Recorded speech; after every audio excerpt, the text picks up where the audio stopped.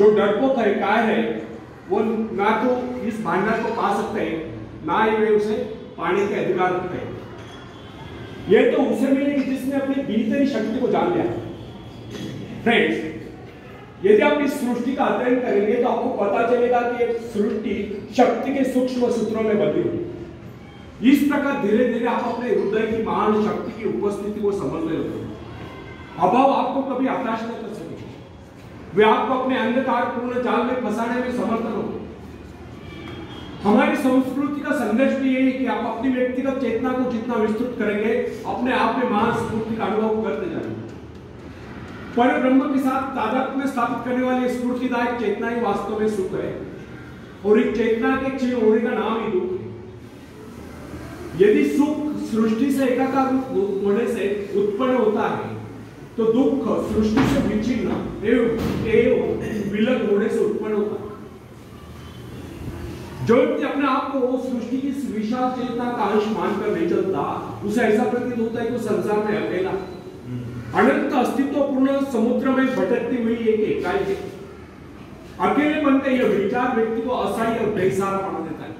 वो अपने अस्तित्व को क्षुद्र समझ लेता है, वो अपने आप को नितांत असहाय अनुभव करता है। इस प्रकार की परिस्थिति में ही दुख का जन्म होता है। जब जब भी व्यक्ति अपने आप को सृष्टि से अलग कर लेता है, तब तक वो दुख उठाता है। वो स्वयं को अकेला महसूस करके भयभीत होता रहता है।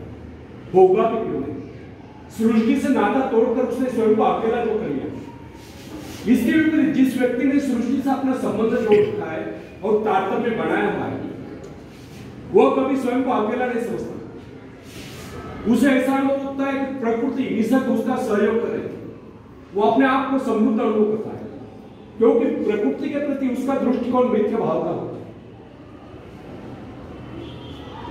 यही भाव व्यक्ति में शक्ति और आत्मविश्वास पैदा करता है। आत्मविश्वास क्या है? अपने भीतर मौजूद शक्ति का एहसास होना ही आत्मविश्वास है। जो व्यक्ति अपने आप को सृष्टि से अलग कर लेता है, वो आत्मविश्वास ही करता है। उसे प्रकृति के प्रति कभी स्नेह नहीं होता। वो प्राकृतिक प्रक्रिया को अपरिचित और अपने प्रति षड्यंत्र मानता है। ऐसी स्थिति में प्रकृति के अनंत धनस्रोत, अनुपम सौंदर्य एवं समाप्त न होने वाले खजाने उसके लिए नहीं रहते। जिसे स्वयं पर विश्वास नहीं होता है, वो किसी पर भी विश्वास नहीं करता। वो हर प्राणी को, हर वस्तु को संदिग्ध नजर से देखता है। उसे ऐसा लगता है कि सब उसके दुश्मन है, सब उसका अहिष्ट है। अब आप ही बताइए कि ऐसा व्यक्ति अपने भाग्य को कैसे बदल सकता है, जिसका अविश्वास उसमें ही भावनाएं पैदा करता है। ऐसा व्यक्ति कभी भी अपने भाग्य का निर्माण नहीं करता। प्राय लोग ऐसे कहते सुने जाते कि संसार की रचना ही इस प्रकार हुई कि यहाँ केवल कुछ लोग ही धनी और समृद्ध रह सकते हैं। शेष लोगों को अनिवार्य रूप से साधन, निर्धन और दूसरों का मोहताज रहना पड़ता है। उनके विचारों में सृष्टि में सुख समृद्धि के साधन सीमित होने के कारण सभी लोग समृद्ध नहीं रह सकते। उनका यह विचार है कि यह संसार प्रतिद्वंदिता है, स्पर्धा है, और जिसमें वह सफल हो जाता है वही सुखों का उपभोग कर सकता है। शेष लोगों के भाग में दुख और कष्ट ही लिखे। परंतु हमारा यह कहना है कि इन लोगों के ऐसे विचार अनुभवहीनता के और अज्ञानता के कारण है। प्रकृति ने तो, निसर्ग ने तो अपने भांडार सभी के लिए खोल रखे। आप ऐसा क्यों सोचते कि आप भाग्यहीन है और भाग्यहीन लोग? इस प्रकार की मिथ्या धारणा का आधार यह हुआ, जब प्रभु ने सृष्टि की रचना की तो मनुष्य के लिए साधन नहीं था, परंतु ऐसा सोचना कदापि नहीं छूटा। वस्तुतः प्रभु ने सृष्टि को अत्यंत संपन्न और सब प्रकार से पूर्ण बनाया।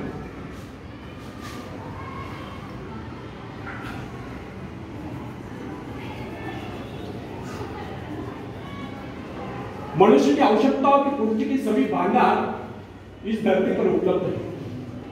यदि कोई इस निधि का प्रयोग नहीं कर पाता है तो इसमें उस सृष्टि निर्माता का क्या दोष? विधाता ने तो अपनी रचना संपूर्ण बनाई है।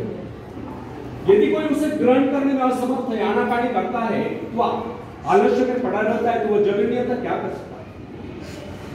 फ्रेंड्स, कहावत प्रसिद्ध है, आप घोड़े को पानी तक ले जा सकते हैं, या पानी लाकर घोड़े के सामने रख तो सकते हैं, परंतु उसे पीने के लिए विवश नहीं कर सकते, उसे पीने के लिए विवश नहीं कर सकते। यदि उसे प्यास लगे तो पानी पीकर प्यास तो उसे शांत करने सकते, अपनी गर्दन को झुकाकर पानी में मोह तो उसे डाला। प्रकृति के दोष ही ठहराना नहीं और वास्तविकता में कितनी भिन्नता है इसका एक उदाहरण देखिए। अन्न जीवन की सबसे आवश्यक वस्तु है। शरीर रूपी भट्टी के लिए ईंधन का काम करता है। संसार में निर्धनों की प्रमुख समस्या दो की रोटी। कुछ लोगों का यह कहना है कि अन्न की कमी है क्योंकि धरती उतनी उपजाऊ नहीं, खेती के लिए इतने साधन नहीं, समय नहीं, परंतु यह धारणा निर्मूल है क्योंकि कृषि विशेषज्ञों का यह कहना है कि आज भी विश्व में बहुत सी भूमि बिना जोती पड़ी है। यह भूमि अत्यधिक उपजाऊ है क्योंकि अभी तक इस भूमि में खेती नहीं हुई, इसलिए उसके प्राकृतिक उर्वरा तत्व आता नैसर्गिक सुपीकता अभी तक उसमें सुरक्षित है।